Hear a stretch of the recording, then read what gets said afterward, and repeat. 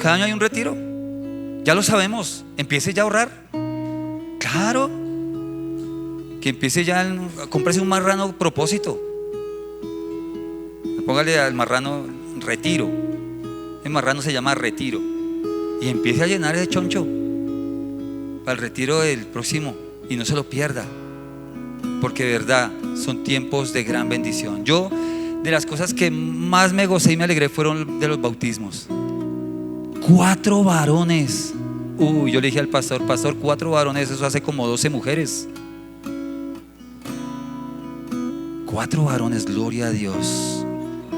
Me alegra el corazón eso, ver que Dios está tocando el corazón de los varones. De los varones. Y tenemos que seguir orando para que ese compromiso sea un compromiso firme, para que ese compromiso sea un compromiso serio, para que ese compromiso esté fundamentado y fundado sobre la roca. Amén. ¿Quién es la roca? Cristo Jesús. Amén. Amén. Bueno, mi hermano, quiero en esta noche compartirle un mensaje de acuerdo con el tema del mes. ¿Cuál es el tema del mes, mi hermano? Usted lo sabe. El liderazgo, ¿cierto? Es el liderazgo. Bueno, gloria a Dios. ¿Y a cuántos les gusta el liderazgo? A muchos, ¿cierto? Nos gusta el liderazgo. Muchos queremos liderazgo. Y le voy a contar algo antes de leer la palabra y antes de orar. Algo que nos ocurrió aquí en las escuelas bíblicas. Tuvimos que cambiarle el nombre al 4º nivel. El 4º nivel se llamaba liderazgo. Y lo dimos como dos ciclos, ¿no, Paz? 2 ciclos. Y vimos que ese nombre liderazgo hizo que se inflara el ego. Y entonces como que dijimos, espere un momentico, esa palabra como que afecta. Y entonces decidimos cambiarle el nombre, aun cuando significa lo mismo, pero le pusimos pescadores de hombres, porque el liderazgo no es otra cosa sino servicio, hermano. Liderazgo no es otra cosa sino servicio. Algo similar pasa con esa palabrita que también usamos mucho, ministerio. Ministerio es una palabra, si es que yo hago parte del ministerio, yo soy ministro de alabanza. Ministerio significa servicio y ministro significa siervo. Y siervo en el original bíblico, tanto del hebreo como del griego, significa lo mismo: esclavo. Esclavo. Así que un líder, a la manera bíblica, un líder, no un líder del mundo, no un líder de las finanzas o de la economía, no, un líder del reino de Dios ha entendido que es un esclavo de Jesucristo y que viene a hacer lo que el Señor hizo, a servir y no a ser servido. Amén. Y eso es lo que vamos a ver un poco en esta noche. Yo le invito a que cierre sus ojitos ahí. Vamos a orar al Padre. En esta hora, Señor, nos acercamos a ti con confianza. Nos acercamos a ti, Señor, con gratitud, Señor, por esta noche que estamos pasando, Dios, aquí en tu casa. Qué precioso, Señor, poder reunirnos con los hermanos juntos, en armonía, Señor, dispuestos a escuchar de ti. Ya te estuvimos adorando, ya te estuvimos cantando, Señor. Ahora queremos seguir adorándote, estando atentos a tu voz, estando atentos a lo que tú quieres hablar, al mensaje que proviene de tu palabra, Señor, que es esencial para nuestras vidas, Señor. Y después, Señor, queremos seguir adorándote al obedecer lo que tú hables a nuestros corazones, Señor, lo que tú digas a través de tu palabra que debemos hacer, Señor. Cambiar las cosas que necesitamos cambiar o adaptar a nuestra vida recibir en nuestra vida, Señor, aquello que tú quieres darnos, Señor, para que crezcamos en el conocimiento de tu palabra y en el conocimiento del Señor Jesucristo. Señor, permite que esta palabra, que es espíritu y es vida, Señor, penetre en lo profundo de nuestro corazón, haga la obra sobrenatural que solo tú puedes hacer, de cambiarnos, Señor, de darnos vida, de darnos ese aliento, Señor, que es tu palabra, el Espíritu de Dios soplando a nuestro interior a través de tu bendita palabra, Señor. Lo pedimos en el nombre de Jesús, en el nombre de Jesús. Gracias, mi buen Dios. Amén y amén. Dele un fuerte aplauso al Señor, mi hermano.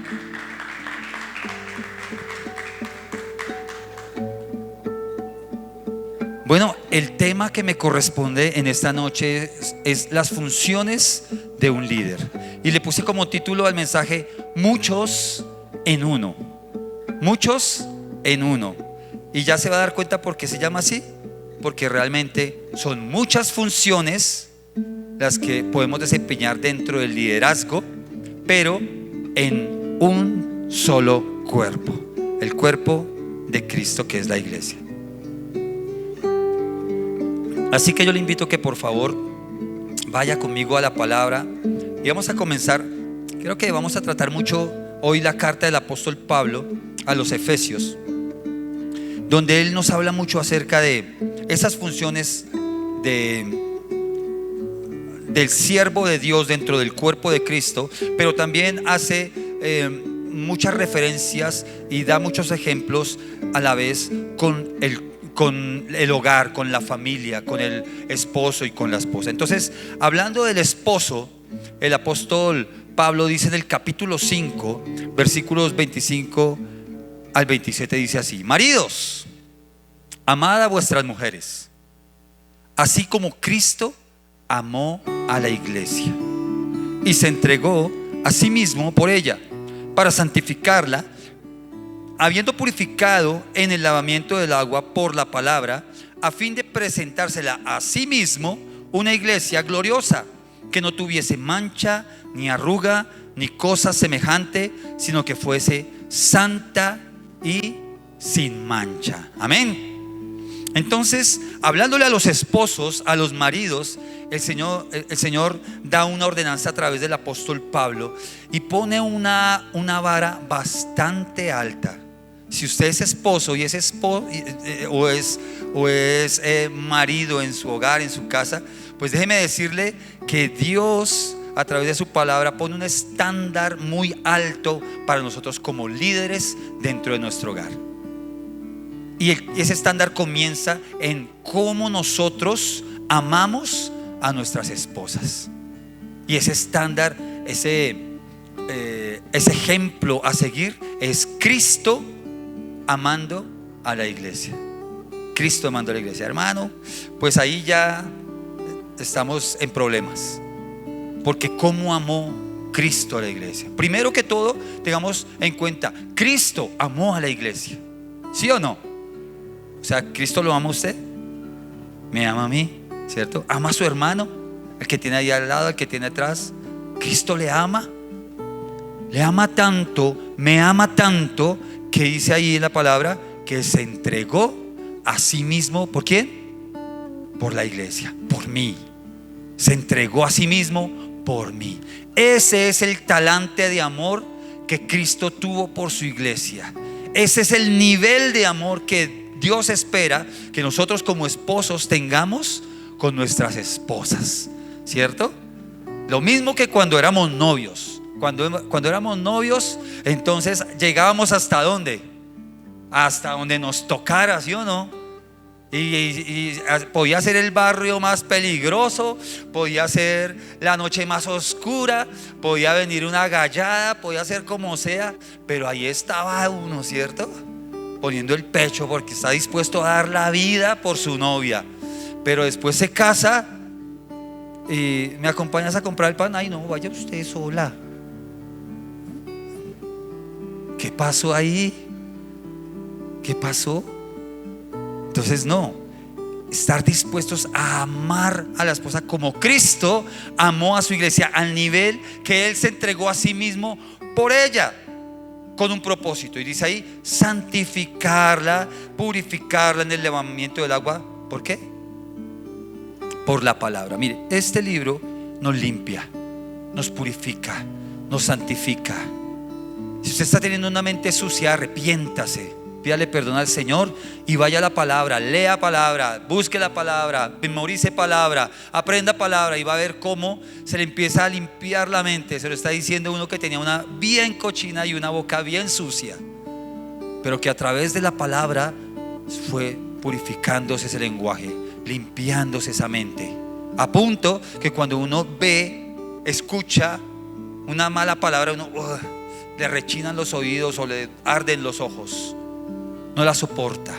¿Por qué? Porque ha sido limpiado, purificado. Eso hizo Cristo con la iglesia. Y dice, a fin de presentársela a sí mismo como una iglesia pequeña, una iglesia chiquita, una iglesia insignificante.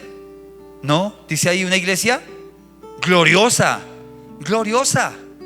una iglesia incomparable, porque es sin mancha, es pura, que no tuviese arrugas ni cosa semejante, sino que fuese santa. El Señor Jesucristo viene por esa iglesia santa, sin mancha, pura, comprada a precio de sangre, Y nosotros, dentro del servicio de la iglesia, debemos tener eso presente. ¿Por qué? Porque nosotros nos estamos metiendo ya como servidores. Ya les estoy hablando como a servidores, ya les estoy hablando como a líderes si lo son, o a futuros líderes si lo aspiran dentro de la iglesia. Pero ya les estoy diciendo que el Señor está poniendo en nuestras manos a su amada, está poniendo en nuestras manos su especial tesoro, a esa iglesia que amó tanto, que derramó su sangre por ella. Y entonces usted recordará ese pasaje donde el Señor dice que dejó a sus siervos y se fue, y les dejó encargados algo, y dijo: yo vuelvo. Y unos agarraron sus talentos, uno lo enterró y otros sí lo multiplicaron. Pues bueno, eso es lo que el Señor, esa es la demanda que el Señor nos va a hacer a cada uno de nosotros con lo que Él ha puesto en nuestras manos. O sea, con esto lo que le quiero decir es que si usted es líder, tiene una gran responsabilidad en sus manos. O si usted aspira al liderazgo, piénselo bien, porque es una responsabilidad grande, no delante de los hombres, sino delante de aquel que dio su vida por su iglesia, por su esposa, y que va a venir un día a pedir cuentas por ella. ¿Y qué le vamos a presentar? ¿Una iglesia cómo? ¿Arrugada, manchada, sucia? No, tiene que ser pura, limpia, santa. Entonces, toda esta historia de la iglesia comenzó antes, comenzó con el Señor Jesucristo. Él viene y reúne en su equipo a 12 hombres, ¿cierto? Reúne a 12 hombres. Yo no sé si ya estamos viendo la diapositiva de los 12 hombres, de los 12 nombres, ¿no? Pero dice Mateo 10 que los nombres de los 12 apóstoles fueron estos. Léalo conmigo: Simón, llamado Pedro, y Andrés su hermano, hijo de Zebedeo, y Juan su hermano, Felipe, Bartolomé, Tomás, Mateo el publicano, Jacobo hijo de Alfeo, Lebeo por sobrenombre Tadeo, Simón el cananista, y Judas Iscariote, el que también le entregó. Ahí están los 12. Y usted dice: oiga, ¿y qué pasó con Santiago? ¿Quién me responde a eso? ¿Por qué no está ahí Santiago? ¿Sí sabe? Si está ahí Santiago. ¿Quién es? Jacobo. Jacobo es Santiago. Jacobo en hebreo, Santiago en griego. Es como los que dicen: no, el Señor le cambió el nombre a Pedro y le puso Pedro, y antes era Simón. No, Simón es en un idioma, Pedro es en otro idioma, ¿sí? Lo mismo pasa con Pablo. Saulo es en un idioma, Pablo es en otro idioma, ¿cierto? Ese Lebeo que mencionan ahí es otro Judas. Ese también se llamaba Judas. Es Judas Tadeo. Habían dos Judas, Judas Iscariote y Judas Tadeo o Lebeo, ¿cierto? Así que ahí habían dos Santiagos: Santiago el hijo de Zebedeo, que era hermano de Juan, y Santiago el hijo de Alfeo. Luego hay otro Santiago, que obviamente no hace parte de los 12. Hay otro Santiago. ¿Quién es? Santiago el justo, que es hermano del Señor Jesús y que también fue reconocido como apóstol. Pero también va a estar después el apóstol, ¿cuál? Pablo, que fue el último. Él dice, como un abortivo, llegué aquí yo sin merecerlo porque fui perseguidor de la iglesia. Pero me faltó uno que reemplazó a Judas. ¿Cómo se llamaba? Matías. Muy bien, esos son los 12. Con eso comenzó esta historia maravillosa llamada iglesia, liderazgo, porque estos fueron los primeros líderes que el Señor formó. ¿Y cómo eran? ¿Grandes líderes?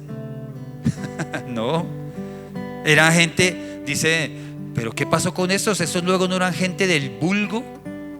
O sea, en otras palabras, ¿eso no era estrato 1 y estrato 2? ¿Qué pasó con...? Ahora hablan distinto ya después de que vino el Espíritu Santo, porque el Señor Jesucristo vino a llamar a quienes, a pescadores, a otros pescadores pero sin ese, o sea, pecadores, como Mateo, ¿cierto? Que era publicano.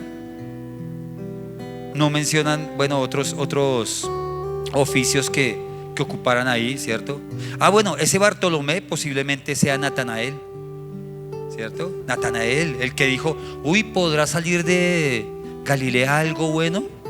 Y el Señor Jesucristo le dijo que este es un verdadero judío, ¿cierto? Israelita, en el cual, de hecho, él lo exaltó ahí.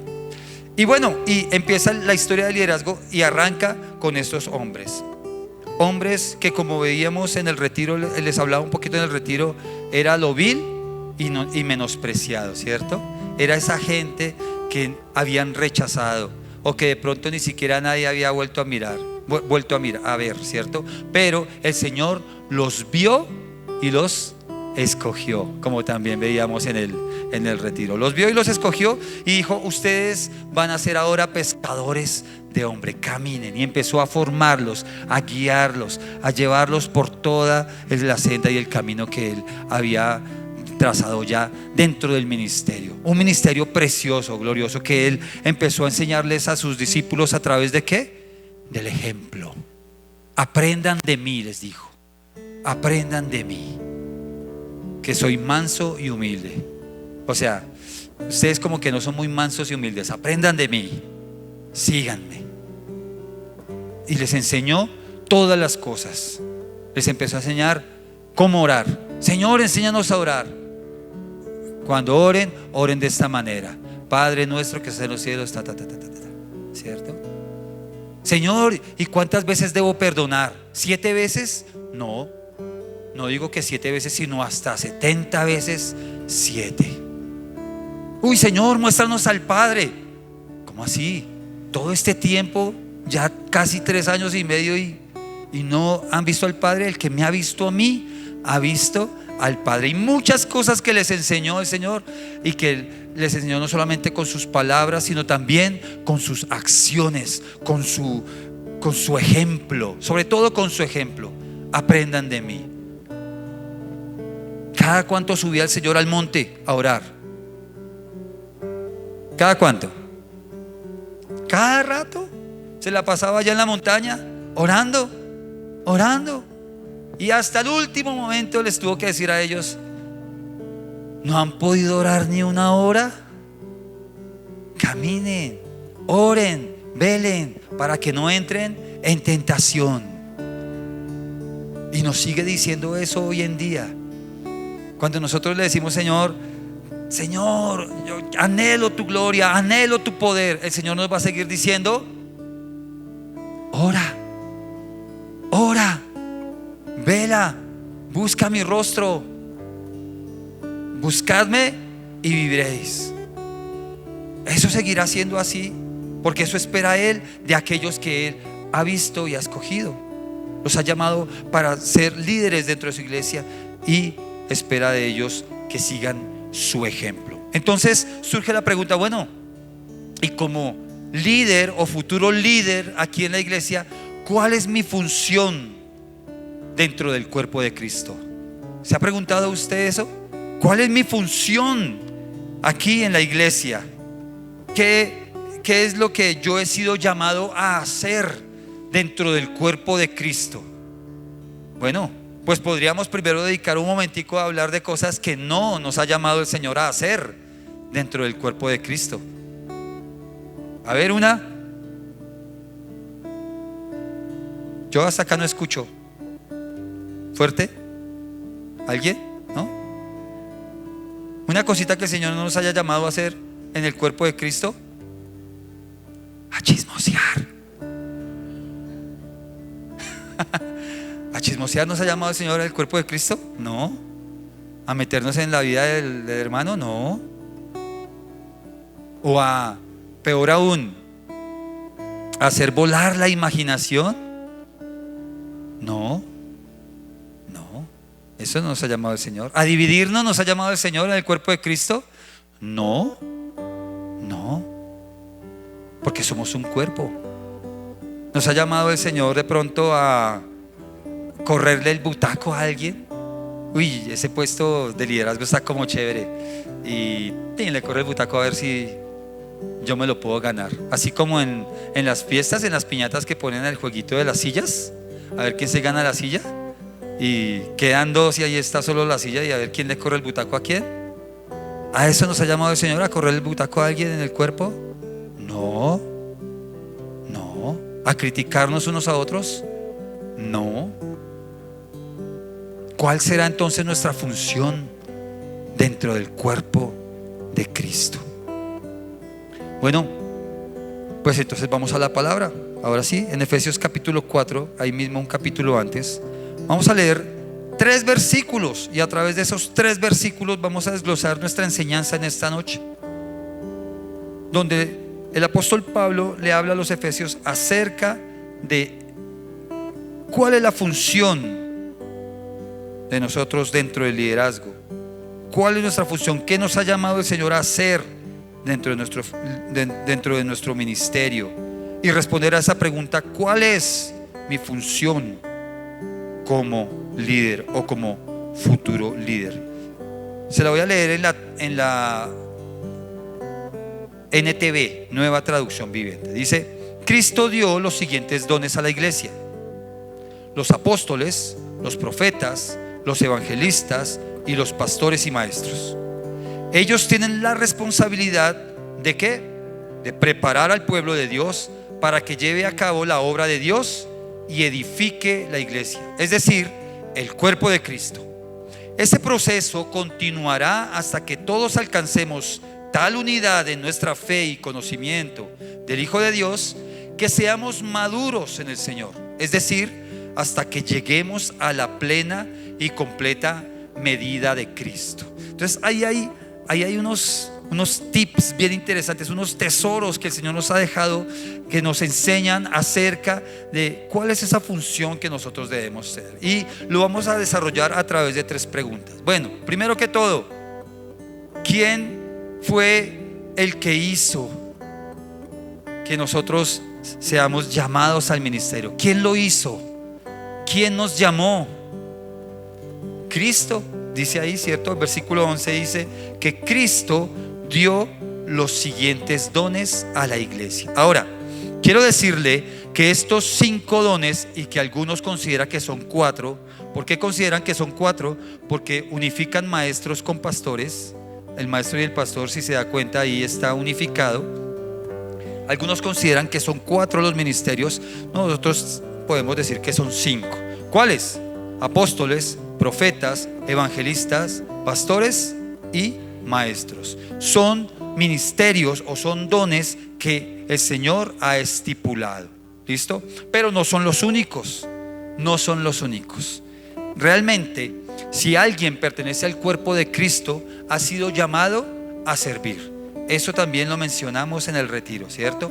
Toda persona que haya sido llamada por el Señor a su iglesia, a ser parte de su cuerpo, está llamado a servir. Puede que de pronto no desarrolle un liderazgo como tal dentro del ministerio, pero servicio sí debe desarrollar, porque no hay nadie en el cuerpo de Cristo que haya sido llamado a no hacer nada.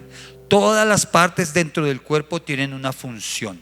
Aquí solamente nos mencionan 5, y dentro de esas 5 pues podríamos mencionar así grosso modo qué significa cada una de estos dones o de estos ministerios que el Señor dejó. Los apóstoles son aquellos hombres que Dios ha llamado a expandir el reino de los cielos, ¿cierto? Entonces, primero, de alguna manera, desarrollan un ministerio de evangelismo, de llevar la palabra, de sembrar la semilla, y ahí deja un lugar establecido, con un liderazgo establecido, y él se mueve a otro lugar y abre una nueva iglesia, y así sucesivamente va abriendo iglesias, como lo hizo ¿quién? El apóstol Pablo, ¿cierto? Que iba de parte en parte abriendo iglesias. Por eso la palabra apóstol significa enviado, ¿sí? Enviado. Pues algunos se consideran apóstoles, pero están estáticos en un lugar. Bueno, pero un apóstol es alguien que debería ir de lugar en lugar, llevando el evangelio, abriendo obra, estableciendo iglesia, ¿cierto? Eso es un apóstol. Están los profetas. Un profeta no es alguien más, sino que, bueno, lo digo, no es sino esto, pero es algo tremendo, ¿no? Es alguien que habla de parte de Dios. Pero como toda la revelación ya fue dada y está en la escritura, toda profecía tiene que estar avalada por la palabra de Dios, que es la palabra profética más segura. Un profeta que hable algo que no esté en la palabra de Dios no es un profeta, y eso lo enseña la misma palabra, ¿cierto? Entonces está el profeta. Están los evangelistas. Los evangelistas pues son aquellos que llevan la palabra de Dios y tienen un don de comunicación, una facilidad de comunicación, de expresarse, de llegar y conectar con la gente fácilmente, ¿cierto? Si usted cree que de pronto se le sienta alguien al lado y le habla facilito, usted de pronto tiene un llamado de evangelismo y lo puede desarrollar. Simplemente le falta es hablar de Cristo, y no hablar de pronto del Transmilenio, o del trancón, o del clima, sino hablar de Cristo, ¿cierto? Entonces eso hace un evangelista, lleva el mensaje de salvación. Están los pastores, que como les digo, algunos consideran que pastores y maestros van de la mano, porque el maestro, pues el pastor necesita conocer muy bien la palabra, pero el pastor pues obviamente es aquella persona encargada de guiar, de dirigir al rebaño, a la iglesia, ¿cierto? De estar dispuesto a dar la vida por sus ovejas, ¿cierto? Pero que no se enseñorea de ellas. Y el maestro pues obviamente es la persona que conoce la palabra de Dios, estudia la palabra de Dios, enseña la palabra de Dios como debe ser. ¿Listo? Y todos estos ministerios son fundamentales dentro del cuerpo. Por eso el Señor los estableció. ¿Quién los estableció? Cristo, ¿cierto? Y esto lo único que nos debe recordar es que el cuerpo de Cristo, en el cuerpo de Cristo, el que señorea, el que gobierna, es el Señor Jesucristo, ¿sí? Él es el Señor. Una de las cosas que me gustó cuando llegué aquí al Ministerio de Renovación, Palabra y Vida, fue que los pastores nos dijeron: aquí el pastor es el Espíritu Santo. Y nosotros dijimos: pues qué bueno, porque nosotros estamos bajo la autoridad de nuestro Dios. Él es el Señor, Él es el que gobierna todos los ministerios que Él mismo ha establecido en este lugar, ¿cierto? Claro, ha puesto una lámpara, ha puesto un ángel en cada iglesia local, que son nuestros pastores, y a los cuales nosotros debemos pues rendir cuentas, ¿cierto? Como liderazgo, no andar como ruedas sueltas. Pero el Señor de todos, la cabeza de todos es Cristo, la cabeza del cuerpo es Cristo. Cristo también es el mensaje, no es el hombre el mensaje, no es nuestras necesidades el mensaje. Cristo, el evangelio, lo que Cristo hizo en la cruz del Calvario, Ese es el mensaje, y para eso fueron establecidos los ministerios. Y un líder o alguien que quiera ser líder debe conocer que Jesucristo es el Señor de su vida, que Jesucristo es la cabeza de él como parte del cuerpo de Cristo, y que Jesucristo es el mensaje que debe salir de sus labios, ¿cierto? Nosotros, por ejemplo, con mi esposita, nosotros tenemos un ministerio de consejería aquí en la iglesia, y hemos entendido a través no solamente de los cursos, sino de estudiar la palabra del Señor, de orarle al Señor y de profundizar en el conocimiento de Dios, que por más de que muchas de las situaciones son emocionales, sentimentales, el problema, el gran problema que debe solucionar toda persona es el problema del pecado que lo separa de Cristo. Si ese problema no se ha resuelto, todos los demás problemas van a persistir, van a permanecer. Entonces de nada nos sirve resolverle esos problemas emocionales o sentimentales a las personas si todavía continúan viviendo en pecado o sin arrepentimiento en su corazón. Así que el mensaje tiene que ser el evangelio. Por más de que queramos, vemos que de pronto tiene un problema, un trauma psicológico, hermano, usted ya se arrepintió de sus pecados, usted conoce a Jesucristo como su Señor y Salvador. Ese es el mensaje que nosotros debemos enviar. Eso fue lo que hizo Cristo. Ahora sí vamos al meollo del asunto. Segundo punto, ¿para qué? Ya vimos quién lo hizo, Cristo. Ahora, ¿para qué lo hizo? ¿Para qué estableció ministerios? ¿Para qué estableció un liderazgo? ¿Para qué nos llamó? ¿Para qué? Dice Efesios 4:12. Ellos, o sea, los que el Señor ha llamado a su servicio, tienen la responsabilidad de preparar al pueblo de Dios para que lleve a cabo la obra de Dios y edifique la iglesia, es decir, el cuerpo de Cristo. ¿Cuántos hacen parte del cuerpo de Cristo aquí? Amén. ¿Hay alguien que no se crea, no se considere parte del cuerpo? ¿Todos son parte del cuerpo de Cristo? Entonces denle un fuerte aplauso al Señor. Denle un aplauso al Señor, porque Él en su misericordia nos llamó a ser parte de su precioso cuerpo, nos llamó a ser parte de su iglesia. Eso es tan especial, mi hermano. El apóstol Pablo también en la primera carta a los Corintios, en el capítulo 12, si mal no estoy, enseña acerca de esas características que debe tener o que tiene el cuerpo de Cristo. Y entonces él hace unas preguntas que sonarían un poco tontas, pero que son muy importantes. Y entonces dice: ¿el ojo es oreja? ¿Usted qué responde?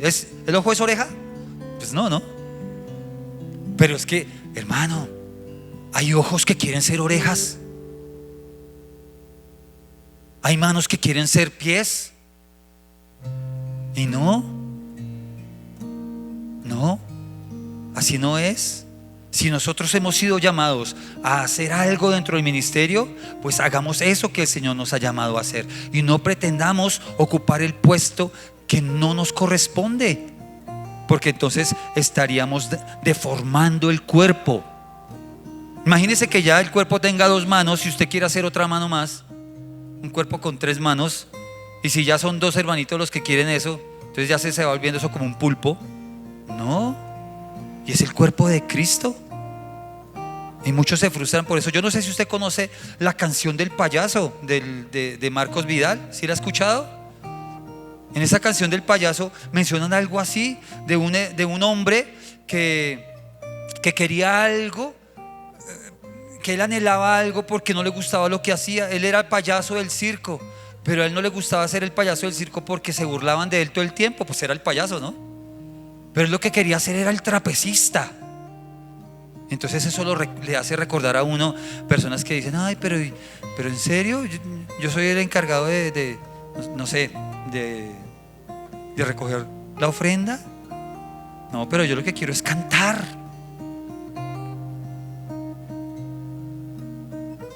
Y así le pasaba a este hombre, que era el payaso, pero él quería ser el trapecista. Y entonces, como él soñaba tanto con eso, un día se subió al trapecio y no habían puesto la malla de seguridad, y se lanzó y se cayó y se dañó la columna y quedó paralítico. en una silla de ruedas. ¿Y sabe qué le pasó al circo? Cerró. Porque el payaso no se había dado cuenta que el circo abría y que el circo estaba lleno de gente. Era porque el que atraía a los niños no era el trapecista, era el payaso. Y que como los niños eran los que iban al circo, pues los papás iban con los niños no van solos. Y los circos se llenaban, era por el payaso. Y cerró el circo. Eso pasó por querer ocupar un puesto que no le correspondía dentro del cuerpo. Nosotros debemos identificar muy bien a qué me ha llamado el Señor dentro del cuerpo y ejercer el puesto que el Señor me ha dado en ese cuerpo. ¿Sí? Tengo que identificar los dones y los talentos que el Señor me ha dado para poderlos poner al servicio de la obra, del liderazgo. ¿Cierto? Porque tenemos esa responsabilidad delante de Dios. Preparar el pueblo de Dios. Preparar el pueblo de Dios. Si resulta que quiero ser profesor, quiero ser maestro, quiero enseñar, pero no tengo pedagogía, no tengo paciencia, el hermanito nada que entiende, yo, ¡ay! Pues no puede ser. Tiene que ser paciente, tiene que tener ese don, esa capacidad, ¿cierto? O de pronto, no, es que a mí lo que me gusta es la consejería. Y usted va y le da un consejo por allá que leyó en una revista o que escuchó en la novela, o le da un consejo de su propia experiencia y no un consejo bíblico. Y aquí aplicamos la consejería bíblica. Entonces no está capacitado para el ministerio de la consejería. Y así, tan sencillo como en la música, que no, bueno, es una herramienta que utilizamos aquí, lo llamamos ministerio, pero en realidad es más una herramienta. Pues no vamos a poner aquí en el ministerio de alabanza a alguien que no tiene ritmo o que no canta bonito, ¿no? Porque pues no tiene el talento, no tiene el don. Entonces tenemos que estar preparados. Entonces para eso ha sido establecido un liderazgo, para preparar al pueblo de Dios. Y es lo que nosotros queremos. Hermano, usted está en un lugar de bendición, le quiero decir eso. Usted está en un lugar de bendición porque aquí se hace todo lo que está a nuestro alcance para que el pueblo de Dios esté preparado. Hay escuelas bíblicas y hay personas que no quieren hacer las escuelas bíblicas porque no quieren cumplir con los requisitos. Se quieren saltar la barda, quieren saltarse procesos. Y entonces eso ya nos muestra lo que hay en el corazón de las personas. Y les podemos decir, pues no, todavía no estás preparado para preparar a otros. Porque eso hace un líder. No podemos, vuelvo y le digo, poner en las manos de cualquier persona al cuerpo de Cristo, a la novia de Cristo. Es una responsabilidad muy grande. Muy grande. Entonces es importante eso. Y dice también el versículo que además de preparar el pueblo de Dios para que lleve a cabo la obra de Dios, también edifique a la iglesia, es decir, al cuerpo de Cristo. Nos edificamos unos a otros, mi hermano. Y el apóstol Pablo en la carta a los Corintios lo dice, vea, si una parte del cuerpo se duele, ¿qué le pasa a todo el cuerpo? ¿Sí? ¿Cierto que sí? Mi hermano Luis Fernando se ha metido un machucón. ¿Y le duele solo donde se machucó o le duele todo el cuerpo? Todo. No se mete un machucón o va caminando uno ahí con el meñique, ¡pin! ¡Ah! Le duele a uno todo el cuerpo. Cuando usted va al dentista y le saca una muela, ¿le duele solo ahí? Le duele todo. Todo el cuerpo se duele cuando alguien sufre dentro de la iglesia. Y eso es bien importante que lo desarrolle alguien que quiera el liderazgo o que esté en el liderazgo. No es al caído caerle, eso es allá en el mundo. Uy, mi hermano, no, yo sabía que iba a caer. ¿Sí? No era así tan contaditas las horas. ¿Sí? Se veía venir y pum, le empezamos a juzgar. No, hermano. Si alguien cae, los demás lo levantan. El cuerpo es así, el cuerpo se duele. Y cuando alguien se alegra, el otro se alegra también, ¿cierto? Se pone contento de que el hermano está creciendo, que está avanzando. Uy, que hermano, es que me inscribió en el instituto bíblico. Uy, qué bueno, hermano. No es, ese hermano, ahora quién se lo aguanta. No, no. Nos alegramos. Nos alegramos con el hermano. Entonces, eso demanda algunas cosas. Mire que en el versículo, versículo 14 del capítulo 4, lo que dice 4:14, en la primera parte dice: entonces ya no seremos inmaduros como los niños. Mire, alguien que quiera ejercer liderazgo, que esté del liderazgo, tiene que ser maduro espiritualmente. No puede ser como un niño. No puede ser como un niño inmaduro, haciendo pataleta, que me miraron, que no me miraron, que no me sonríen, que no me saludan, que no me pusieron. Ay, ¿por qué está orando ese? Me tocaba a mí. Hermano, no. Son inmadureces.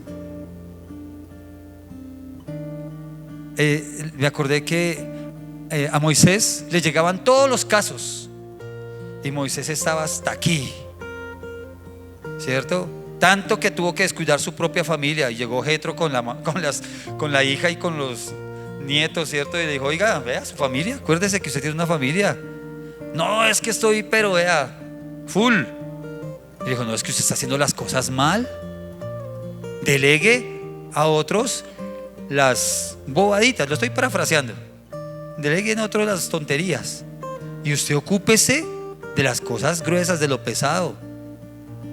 Entonces, que los que son inmaduros, los que son como niños, vayan a esas personas que ya han crecido espiritualmente, que ya han madurado espiritualmente, y no ir corriendo siempre al pastor, al pastor, al pastor, por unas cosas y unas tonterías, porque eso demuestra es inmadurez espiritual. Pero también dice, sigue diciendo el versículo 14: no seremos arrastrados de un lado a otro, ni empujados por cualquier corriente de nuevas enseñanzas.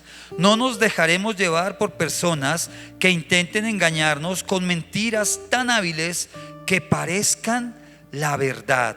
Y dice el 15: en cambio, hablaremos la verdad con amor, y así creceremos en todo sentido hasta parecernos más y más ¿a quién?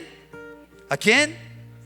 Quien es la cabeza de su cuerpo, que es la iglesia. Mire eso tan hermoso, mi hermano. O sea, es una madurez espiritual que nos lleva al crecimiento y al conocimiento de la verdad. ¿Para qué? Para no ser como, yo leo eso y yo me imagino a un borreguito que tiene una argollita aquí. Le ponen la argollita aquí para llevar al becerrito o al borreguito para donde sea, ¿cierto? Y se lo llevan así, jalándolo de ahí, y él va. Y así van algunos por doquier corriente de doctrina. Ay, esto está bonito. Ay, no, ahora este es el que está bonito. Ay, no, esto está chévere. ¿Ustedes saben por qué a la gente les gusta ir a esa iglesia de la profecía? Porque eso es lo que les encanta escuchar, que les digan cosas bonitas. Y van allá, y sí, allá, como borreguitos. Pero uno nunca escucha allá una profecía exhortativa, una palabra de corrección. Siempre es lo bueno. Y hay mucha gente que todavía está esperando los carros lujosos y las mansiones, ¿sí? Pero siguen con un carácter terrible y sin salvación, que es lo peor. Sin salvación. Entonces, así, por corrientes de doctrina, sin entender y sin conocer lo que la palabra de Dios enseña. Me da risa en estos días, pastor, que ponen un versículo por allá de, creo que es Eclesiastés 10:2. Creo que es Eclesiastés 10:2, que habla de la derecha y de la izquierda para defender posiciones. Y voy al texto, al original, y no está hablando de eso. Está hablando del bien y del mal. Está hablando de lo bueno y de lo malo. No está hablando no está hablando de eso. ¿Y por qué nos falta el conocimiento de la verdad, porque necesitamos profundizar, prepararnos y edificarnos dentro del cuerpo como líderes, como verdaderos líderes. Para eso hemos sido llamados, para formarnos como líderes en el conocimiento de la verdad y en la expansión del evangelio, el crecimiento del evangelio. A eso es lo que hemos sido llamados nosotros, no a defender posturas de X o de Y, sino a hablar y hablar de Jesucristo. Amén. De aquel que murió en la cruz del Calvario por nosotros. Y tercero, ¿hasta cuándo? ¿Hasta cuándo debemos hacerlo? ¿Hasta cuándo debemos formarnos? Pues dice el versículo 13: este proceso continuará hasta que todos, diga conmigo, todos alcancemos tal unidad en nuestra fe y conocimiento del Hijo de Dios, que seamos maduros en el Señor. Es decir, hasta que lleguemos a la plena y completa medida de Cristo. Ese es el fin, ese es el objetivo primordial del líder: ser como Cristo. Mire, mi hermano, voltea a mirar al que tiene a su lado. Ahora voltea a mirar al otro. Todos somos distintos. Míreme a mí, yo lo miro a usted. ¿Somos distintos? Somos distintos. Pero no solamente somos distintos físicamente, somos distintos en gustos, le cuento. ¿Sí o no que somos distintos en gustos? Claro. Somos distintos en habilidades, ¿cierto? Somos distintos en habilidades. De pronto aquí alguien sabe echar un muro. Yo sé cómo se echa un muro, pero no lo sé echar. ¿Sí? Yo soy arquitecto de profesión, sé cómo se debe echar, pero no lo sé echar. El pastor, por ejemplo, él es músico profesional, sabe cómo sacarle las mejores notas a una guitarra, pero estoy seguro que no sabe hacer una guitarra eléctrica. No sabe cómo se hace, no tiene esa habilidad. Todos tenemos distintas habilidades dentro del cuerpo, distintos dones, distintas capacidades, distintos gustos, distintas posiciones, distintas maneras de pensar al respecto de diferentes cosas. Somos distintos. Aquí no vinimos a que todos seamos iguales y pensemos igual y hagamos todas las cosas iguales. No, sino que en la diversidad del cuerpo de Cristo nosotros nos ayudemos unos a otros y maduremos y crezcamos, y no sé cómo, porque esto es un milagro, todos nos estemos formando a la imagen de Cristo. ¿No le parece eso impresionante? Denle un fuerte aplauso al Señor entonces, porque siendo todos tan distintos, tan diferentes de manera de pensar, de manera de actuar, hasta en los gustos y, como digo, hasta físicamente, algún día todos nos iremos pareciendo cada vez más y más a Cristo. Si no, mi hermano, usted está yendo por el camino equivocado. Pero el objetivo es ese: seguir el proceso. Dice ahí, este proceso continúa hasta que todos alcancemos la unidad. La unidad. No puede haber un dedo por allá, ¿cierto? Una oreja por allá. No, tiene que estar el cuerpo unidos en la misma fe. Porque antes el apóstol Pablo, ahí en Efesios 4, está hablando de eso, de una sola fe. En eso sí tiene que haber unidad. En la doctrina tiene que haber unidad, claro que sí. En el Dios en el que creemos tiene que haber unidad. Pero de resto, mi hermano, todos tenemos cosas distintas y nos edificamos unos a otros hasta que lleguemos a la plena y completa medida de Cristo. Entonces, está esa unidad. Mire el versículo 16, lo que dice, 4:16. Dice: Él hace que todo el cuerpo encaje perfectamente, y cada parte, al cumplir con su función específica, ayuda a que los demás se desarrollen. Claro que sí. Cuando usted cumple la parte específica que le corresponde, ayuda a que al otro hermano crezca también avance. No estamos solos, ¿cierto? No se canse si tiene que cargarle un poquito, ayudarle un poquito al hermano o a la hermana. No sea como la nariz que no quería cargar las gafas, que porque estaba cansada de cargar las gafas y no se beneficiaba en nada, y los ojos no hacían nada, mientras que la nariz sí cargando ahí las gafas. Entonces un día estornudó para zafarse las gafas y las gafas se cayeron por allá. Y claro, el personaje se quedó sin gafas, se tropezó, se fue de narices y ¡pah! Lo primero que se golpeó fue las narices. Eso pasa si nosotros no nos apoyamos unos a otros en unidad y no crecemos en ese conocimiento. Y en la madurez insistimos, versículo 16 en la segunda parte dice: y entonces todo el cuerpo crece y está sano y lleno ¿de qué? De amor. Amor, que es el vínculo perfecto. El amor es lo que nos tiene que motivar y nos tiene que unir, mi hermano. El amor es lo que a nosotros nos identifica como cristianos. Por eso hoy en estos, Dios mío, que pasen rápido estos 15 días, en estos meses, lo que menos ha mostrado el cuerpo de Cristo es amor. Unos odios, unas rencillas. Y el Señor nos ha dicho en su palabra que en esto conocerá el mundo en que somos sus discípulos, en que nos amemos los unos a los otros como Él nos ha amado, ¿cierto? Bueno, ¿cuál es la recompensa? ¿Cómo les fue a los 12? ¿Cómo murieron los 12? Rápidamente, pasémosla, porfa. ¿Cuál es la recompensa que tenemos, mi hermano? Pedro murió crucificado de cabeza. Andrés murió crucificado en una cruz en forma de X. Jacobo murió a espada por Herodes. Juan murió de viejito, pero no crea que le fue bien.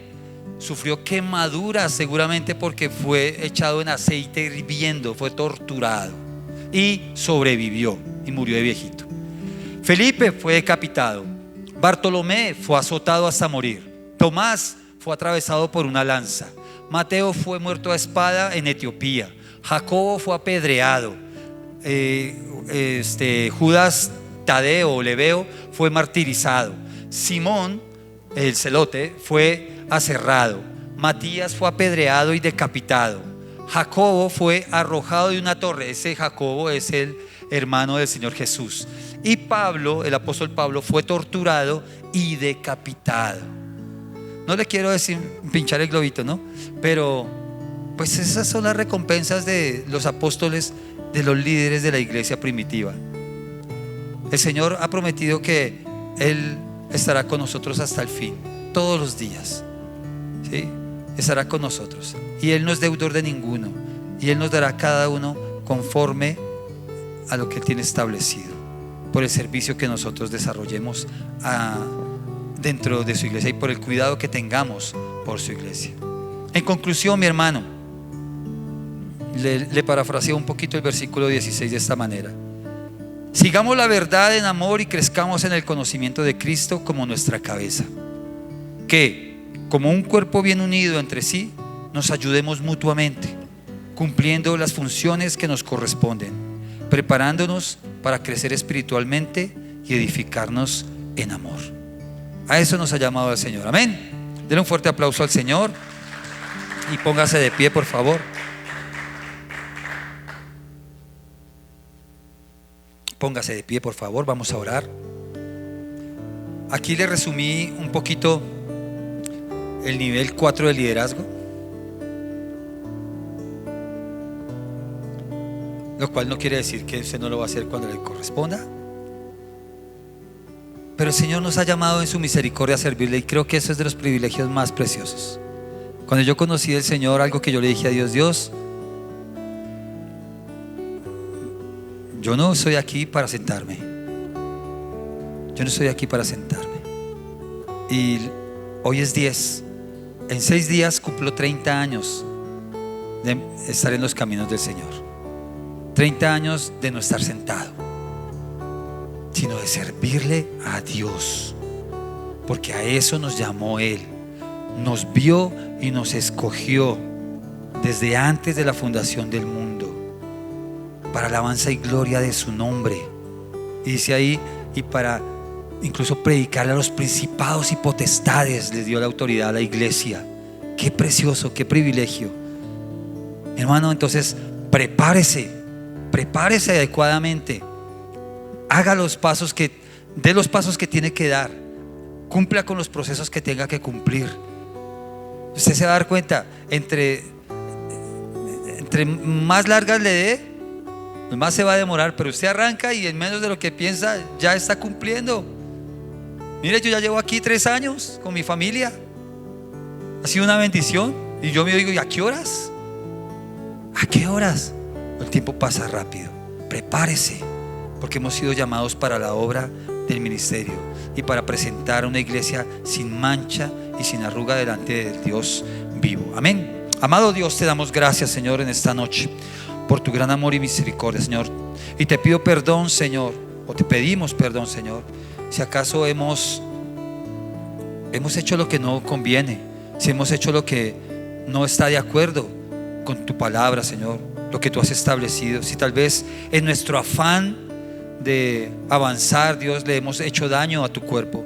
Si tal vez en nuestra falta de preparación, Señor, le hemos hecho daño a tu cuerpo.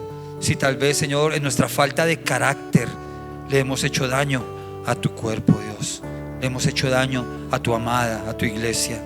Perdónanos, Dios, por las veces que inmaduramente nos hemos comportado, Señor. Perdónanos por las veces que hemos actuado como niños. Ayúdanos a madurar y a crecer en ese conocimiento de Cristo Jesús, a seguir adelante y avanzar, Señor, porque no nos has llamado tú, Señor, a quedarnos quietos. No nos has llamado tú, Señor, a permanecer inmóviles, inertes, sino que tú nos has infundido vida, y vida en abundancia, Señor, para que otros conozcan al Salvador, al que dio la vida en la cruz del Calvario, para que otros se arrepientan y conozcan al Cristo vivo. Ayúdanos, Señor, a ser parte de tu obra, Señor.